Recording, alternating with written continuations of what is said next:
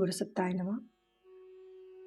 किसी भी व्यक्ति या जीव का रूप रंग उसकी कर्मों के आधार पर मिलता है।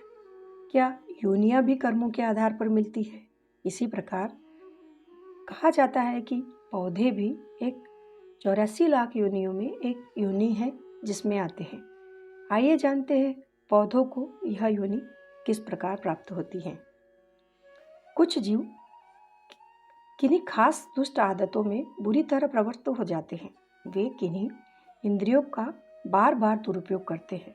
हर बार उन्हें नरक भोगना पड़ता है, पर वे आदत से इतने मजबूर होते हैं कि दंड भोगकर उसे भुला देते हैं और फिर उसी आदत का अनुसरण करने लगते हैं। ऐसे जीवों की वे इंद्रियां कुछ जन्मों के लिए छीन जाती हैं। जैसे मध्य प्रांत के मंत्री मिस्टर खैर को कांग्रेस की सदस्यता से 5 साल के लिए वंचित कर दिया था, या जैसे बंदूक का दुरुपयोग करने वालों से सरकार लाइसेंस जब्त कर लेती है, इसी प्रकार अदृश्य सत्ता यह आवश्यक समझती है कि इसकी अमुक इंद्रियों को जब्त कर लिया जाए ताकि वह आदत अगले जन्म में छूट जाए।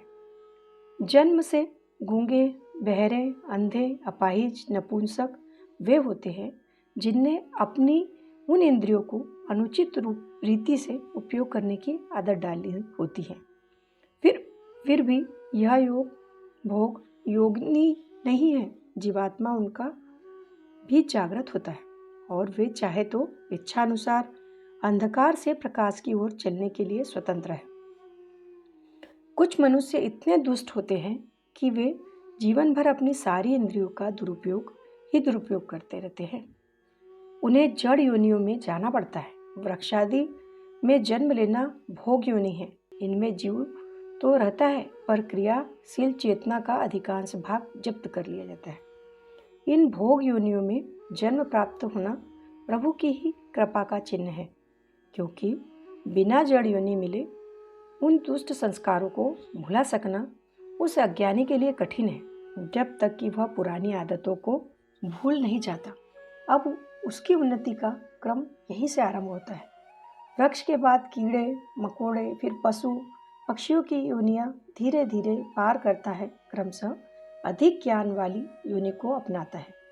डार्विन के उस मत को हम झूठा नहीं बताते, जिसके अनुसार वह कहता है कि एक छोटे से कीड़े से बढ़ते बढ़ते जीव पशु पक्षियों की योनि धारण करता हुआ मनुष्य बनता है। हिंदू धर्मशास्त्र इन योनियों की संख्या 84 लाख मानती है। भौतिक विज्ञानी उनकी संख्या इससे भी अधिक बताती है। जो यह निश्चित है कि दुष्ट कर्म करने वाले अपनी इंद्रियों को बार बार अनुचित रीति से प्रयोग करने वाले जड़ योनियों में जन्म लेते हैं और फिर वहां से उन्नति करते करते मनुष्य शरीर प्राप्त करने में हजारों लाखों शरीर बदलने पड़ते हैं। किसी योनि में उन्नति क्रम रुक गया तो वह योनि एक से अधिक बार भी ग्रहण करनी पड़ती है। जैसे फेल हो जाने पर विद्यार्थी को दूसरे वर्ष भी उसी कक्षा में पढ़ना पड़ता है। जड़ योनियों में जाने का दंड प्रायः उन्हीं जीवों को दिया जाता है जो अत्यंत दुष्ट होते हैं और अपनी क्रियाशीलता को पतोन्मुखी कर लेते हैं। साधारण पुण्य पाप करते रहने वालों को दूसरी बार भी मनुष्य जन्म मिलता है, क्योंकि लाखों योनियों में भ्रमण करके उसने जो जितना ज्ञान संपादन किया है वह इतना उपेक्षणीय नहीं है कि जरा सी बात पर करोड़ों वर्षों तक भटकने के लिए उसी चक्कर में फिर पटक दिया जाए। मनुष्यों को बार बार यह अवसर दिया जाता है कि वे अपने अंतिम उद्देश्य परम पद को पाए। शीर्षक समाप्त। पुस्तक का नाम मरने के बाद हमारा क्या होता है। लेखक पंडित श्री राम शर्मा आचार्य। धन्यवाद।